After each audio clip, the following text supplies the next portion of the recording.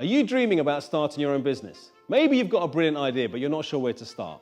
Like all things in life, getting the basics right is essential. You'll save money and avoid hassles, so issues like commercial disputes or regulatory breaches won't distract you away from the main focus, your business. But first, you need to decide on the right business structure.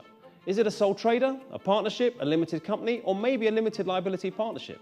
Each one has advantages and disadvantages, and you need to think carefully about which structure is the best fit. Take a sole trader or a partnership. From a regulatory perspective, very similar.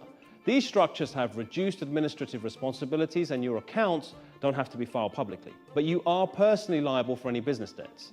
On the flip side, with a limited company structure, your personal liability for business debts is limited, but your business accounts are open to public view.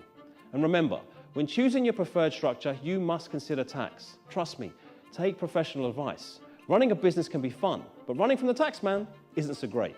But once you've selected the right structure, you need to invest in commercial contracts and T&Cs that protect you and your business. Now, this may not sound as exciting as, say, buying a premises or interviewing staff, but it's vital to have watertight contracts with your key suppliers, your employees, and your customers that tell them how you trade.